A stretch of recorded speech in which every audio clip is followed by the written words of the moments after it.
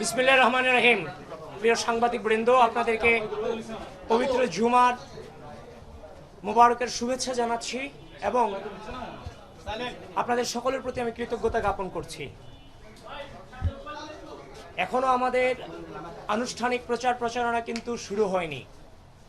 তো যেহেতু বিশ্ববিদ্যালয়ে ভিপিজিএস এজিএস যে ডাকসু নির্বাচনকে কেন্দ্র করে প্রত্যেকটা প্যানেলেরই ভিপিজিএস এজিএসরা ক্যাম্পাসে পদচারণা করছেন, আপনারাও আমাদের প্রত্যেকটা মুহূর্তের অবস্থান সম্পর্কে জানার জন্য আগ্রহ প্রকাশ করছেন, যারই ফলশ্রুতিতে আমরা জানিয়েছি যে আমরা আজকে শহীদুল্লাহ হলে নামাজ পড়ব। শহীদুল্লাহ হলটাকে বেছে নেওয়ার পেছনে অন্যতম কারণ হচ্ছে আপনারা জানেন 15 জুলাই 2024 সন্ধ্যা এবং 16 জুলাই ঢাকা বিশ্ববিদ্যালয়ের শহীদুল্লাহ হল থেকে কিন্তু ছাত্রলীগকে প্রতিরোধ শুরু হয়েছিল সন্ত্রাসী সংগঠনকে, যার ফলশ্রুতিতে আমরা মনে করেছি শহীদুল্লাহ হলে আজকে জুমার নামাজটা আমরা পড়ব। আমার সাথে আমার সেন্ট্রাল যে প্যানেল আছে, ডাকসুর যে প্যানেল, সে প্যানেলের সম্পাদক বৃন্দ এখানে আছেন। শহীদুল্লাহ হলের ভিপিজিএস এজিএস সহ সম্পাদক মণ্ডলী যারা আছেন তারাও এখানে উপস্থিত আছেন। শহীদুল্লাহ হলের প্রতি একটু আলাদাও না, একটু শ্রদ্ধা আছে, এটা স্বাভাবিক ব্যাপার। কারণ তারা 15-16 তারিখ যেভাবে প্রতিরোধ করেছে, যেটা অন্যান্য হলগুলোতে সাহসে রূপান্তরিত হয়েছিল নিঃসন্দেহে। প্রিয় বন্ধুগণ, আপনাদেরকে এই শিডিউলটা জানানোর পেছনে আরও একটা কারণ হচ্ছে, গতকালকে আমি আপনাদের সামনেই মধুর ক্যান্টিনের সামনে আমি বক্তৃতায় বলেছিলাম জাতীয়তাবাদী ছাত্র দলের যে প্যানেল, সেই প্যানেলটা অন্যান্য সকল সংগঠনের প্যানেল থেকে সম্পূর্ণ আলাদা। কিভাবে? কারণ আমরা দলের অভ্যন্তরীণ সেন্ট্রাল এবং বিশ্ববিদ্যালয়ের নেতৃবৃন্দের ভোটাভুটির মধ্য দিয়ে আমরা সংগঠনে নির্বাচিত হয়ে তারপর এখানে নির্বাচন করতে এসেছি, ডাকসুতে নির্বাচন করতে এসেছি। অন্যান্য সংগঠনের প্রেসিডেন্ট সেক্রেটারি প্রার্থী হয়েছেন, আমার সংগঠনের প্রেসিডেন্ট সেক্রেটারি বৃন্দ ইচ্ছা করলে কিন্তু প্রার্থী হতে পারতেন, কারণ আমাদের সংগঠনের প্রেসিডেন্ট সেক্রেটারি সকলে বিশ্ববিদ্যালয়ের রানিং স্টুডেন্ট।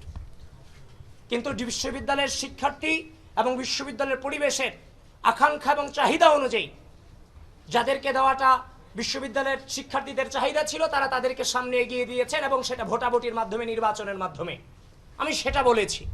কিন্তু পরক্ষণেই দেখলাম ঢাকা বিশ্ববিদ্যালয়ের যে গ্রুপগুলো আছে, ঢাকা বিশ্ববিদ্যালয়ের শিক্ষার্থী সংসদ সহ অন্যান্য যে গ্রুপগুলো আছে, সেই গ্রুপগুলোতে প্রপাগান্ডা ছড়ানো হলো যে আমি বলেছি আমার ছাত্র দলের সভাপতি সাধারণ সম্পাদক ইচ্ছা করলেই ভিপিজিএস হতে পারতেন, মানে ভোট লাগবে না।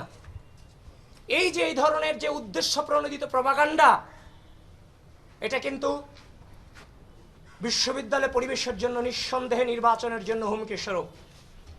আমরা বাংলাদেশ জাতীয়তাবাদী ছাত্র দল সাংগঠনিকভাবে আমরা উদ্বিগ্নতা প্রকাশ করছি, আশঙ্কা প্রকাশ করছি যে বিশ্ববিদ্যালয়ের যে মিসইনফরমেশন, ডিসইনফরমেশন দিয়ে বিশ্ববিদ্যালয়ের গ্রুপগুলো যা করছে, ইচ্ছা করলেও তো সেই নোংরামি আমি করতে পারবো না। এবং এই যে নোংরামি যা হচ্ছে, এর এগেনস্টে যখন আমরা রিয়েল পোস্টগুলো দিচ্ছি, সেগুলোকে সাথে সাথে ডিলিট করে দেওয়া হচ্ছে, সেগুলো অ্যাকসেপ্টও করা হচ্ছে না। সুতরাং বিশ্ববিদ্যালয় প্রশাসনকে অত্যন্ত কট্টরভাবে এই ব্যাপারে সিদ্ধান্ত অতি দ্রুত জানাতে হবে। বিশ্ববিদ্যালয়ে নির্বাচনী পরিবেশ সৃষ্টি করে কেউ প্রপাগান্ডা করবে আর তার কোনো আইনি ব্যবস্থা নেবে না, সেখানে বিশ্ববিদ্যালয়ে নির্বাচনী পরিবেশ সৃষ্টি হওয়ার কোনো সুযোগ আমরা দেখতেছি না। তাছাড়া আরেকটা জিনিস আমরা লক্ষ্য করছি, যেখানে কার্জন হল কেন্দ্রিক অনেক সমস্যা আছে। কার্জন হল, মোতাহার হোসেন ভবন, তারপর হচ্ছে মোকাররম ভবন, তারপর হচ্ছে যে আমাদের যে কার্জন হল, ক্যান্টিন সংক্রান্ত থেকে শুরু করে অনেক ধরনের সমস্যা আছে, যেগুলো সমাধান হচ্ছে না, ঝুলে আছে। আমি শিক্ষার্থী ভাই বোনদেরকে বলতে চাই, নিজের অধিকার আদায় করতে গিয়ে যেমনভাবে পূর্বে আপনারা পিছিয়ে যান নাই, সায়েন্স ফ্যাকাল্টি এই বিশ্ববিদ্যালয়ের গুরুত্বপূর্ণ ফ্যাকাল্টি, যারা বাংলাদেশের সম্পদে, প্রত্যেকটা ফ্যাকাল্টি গুরুত্বপূর্ণ, কিন্তু তাদের সকাল 8টায় ক্লাস শুরু হয়, বিকেল 5টায় ক্লাস শেষ হয়। সেখানে ল্যাবও আছে, এখানে লেজার পিরিয়ডও একদম কম। সেই জায়গা থেকে এখানে কিন্তু বিজনেস সায়েন্স যে ফ্যাকাল্টি, সেই ফ্যাকাল্টিগুলোতে ক্যান্টিন থেকে শুরু করে অনেক ধরনের ঝামেলা আছে। সেই ঝামেলাগুলো বাংলাদেশ জাতীয়তাবাদী ছাত্র দল তারা তাদের জায়গা থেকে, প্যানেল থেকে প্রতিজ্ঞা করছে যত ধরনের সমস্যা আছে সেই সমস্যাগুলো আমরা ইনশাল্লাহ সমাধান করব।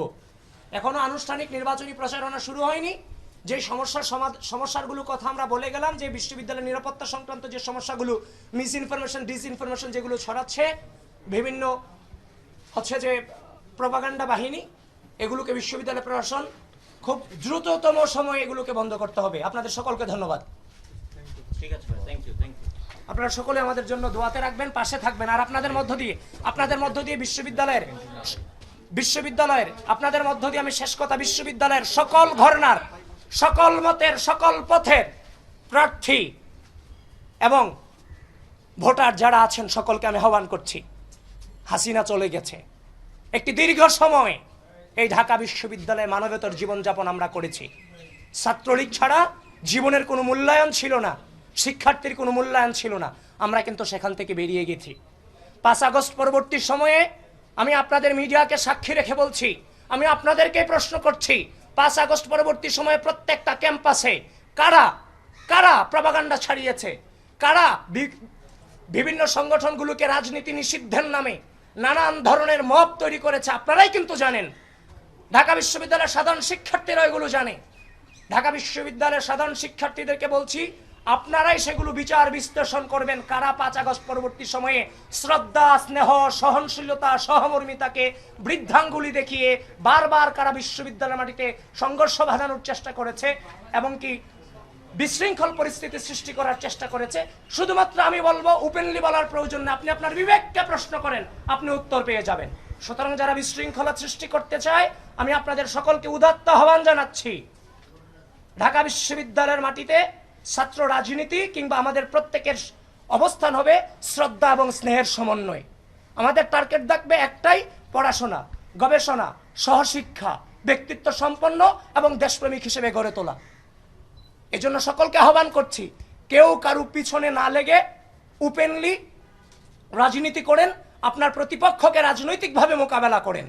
এই যে বিহাইন্ড দ্য সিনে গিয়ে নানান ধরনের ফটোকার্ড আপনারা বানাচ্ছেন, যেগুলো টোটালটাই বিকৃত মস্তিষ্কের চিন্তা ভাবনা, এগুলো থেকে বেরিয়ে আসেন। কোনো নম্র, কোনো সভ্য, কোনো সুস্থ মস্তিষ্কের মানুষ এই ধরনের অপপ্রচারে লিপ্ত হতে পারে না।